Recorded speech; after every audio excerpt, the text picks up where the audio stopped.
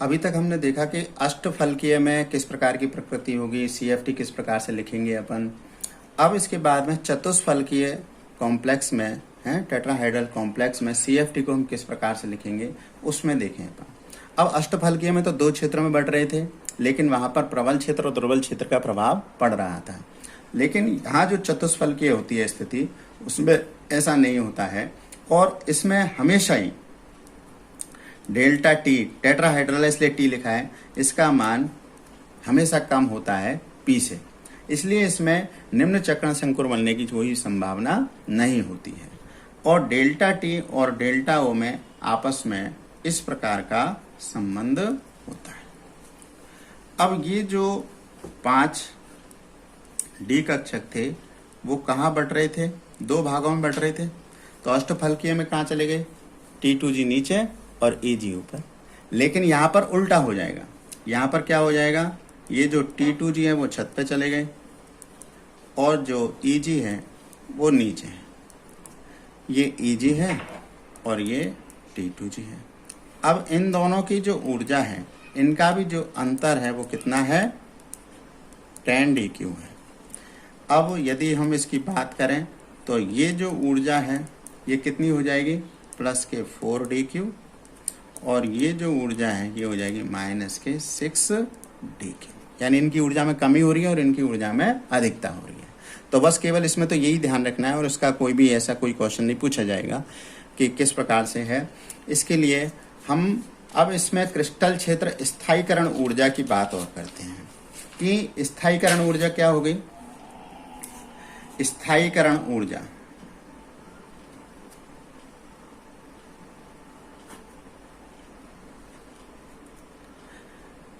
CFSE, ठीक है ना, क्रिस्टल फील्ड स्टेबिलिटी एनर्जी। अब अष्टफलकीय के लिए, अष्टफलकीय संकुल हेतु CFSE बराबर कितनी हो जाएगी?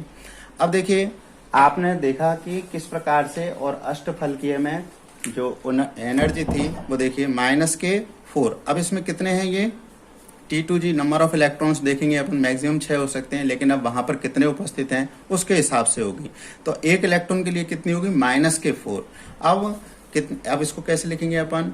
माइनस के 4 N नंबर ऑफ इलेक्ट्रॉन, और T2G में कितने इलेक्ट्रॉन है? प्लस।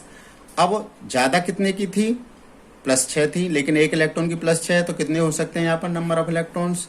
वो डिपेंड करेगा कि यौगिक में या जो परमाणु है उसमें कितने हैं, उसमें इसका मल्टीप्लाई कर देंगे और ये हो जाएगा अपना, इसकी वैल्यू हो जाएगी। ठीक है ना, इसकी वैल्यू इस प्रकार से हो जाएगी। ठीक है, दिखाई दे रही है। अब इसके बाद में यदि हम बात करें चतुष्फलकीय के लिए, चतुष्फलकीय संकुल के लिए CFSE crystal field stability energy, उसकी वैल्यू कितनी हो जाएगी? अब देखो आप, CFT में अपन ने क्या देखा कि जो EG थे वो कहाँ थे? नीचे थे, तो उनकी ऊर्जा तो कम हो रही थी। तो उनकी ऊर्जा कम हो रही थी तो ये कितने हो गए? माइनस के 6 N और EG, यही बात हो गई। फिर प्लस के 4 N और T2G और ये DQ। बस ये केवल एक फॉर्मूला है और इस प्रकार से हम इसमें स्थायीकरण की ऊर्जा निकाल सकते हैं, जहां पर N क्या है?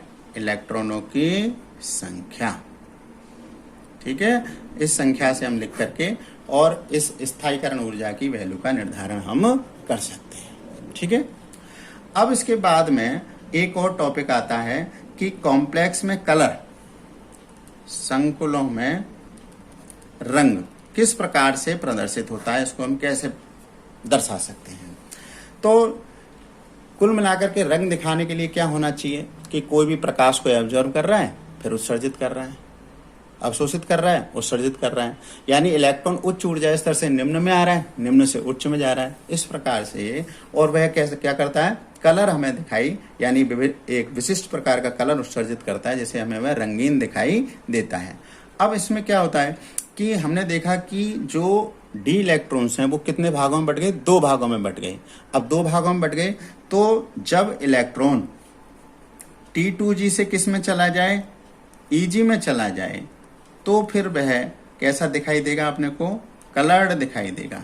ठीक है, ये दृश्य क्षेत्र का प्रकाश अगर वह एब्जॉर्ब कर ले तो वह कहाँ चला जाए, इलेक्ट्रॉन उच्च ऊर्जा स्तर में चला जाए, तो फिर वह कहलाता है, यानी इसको हम कहते हैं डी संक्रमण। डी संक्रमण इसको बोलते हैं। तो डी से किस में चला गया है, यानी T2G से EG में चला गया है वो, तो इसलिए वह कैसा दिखाई देगा, हमें कलर्ड दिखाई देगा। और वह कलर्ड केवल तभी दिखाई देगा जबकि उसमें अयुग्मित इलेक्ट्रॉन होगा। जैसे अपन कहते हैं टाइटेनियम है 22 है और इसका इलेक्ट्रॉनिक विन्यास क्या हो गया, 3d2 4s2। अगर टाइटेनियम 3+ की बात करें तो क्या होगा, 3d1, इसलिए ये कैसा होगा, कलर्ड। लेकिन अगर अपन बात करें टाइटेनियम 4+ तो ये क्या हो जाएगा, 3d0, ये क्या हो जाएगा, कलरलेस हो जाएगा, ये रंगहीन होगा, क्योंकि इसमें अयुग्मित इलेक्ट्रॉन नहीं है। अयुग्मित इलेक्ट्रॉन होगा तो ही वह चुंबकीय या अनुचुंबकीय, प्रतिचुंबकीय इस प्रकार की प्रकृति दर्शाएगा, और यदि अयुग्मित इलेक्ट्रॉन होगा तभी वह कलर्ड यानी रंगीन प्रकृति को वह प्रदर्शित करेगा। तो इस प्रकार से हम कलर को बता सकते हैं। ठीक, अब इसके बाद में हम इसमें एक टॉपिक और है, स्टेबिलिटी ऑफ कोऑर्डिनेट कंपाउंड, यानी कि कोऑर्डिनेट कंपाउंड या उपसंयोजक यौगिकों का स्थायित्व। स्थायित्व को हम प्रदर्शित करने के लिए हमारे पास में एक, चलो अगली यूनिट में अपन उसको कर लेंगे। ठीक है।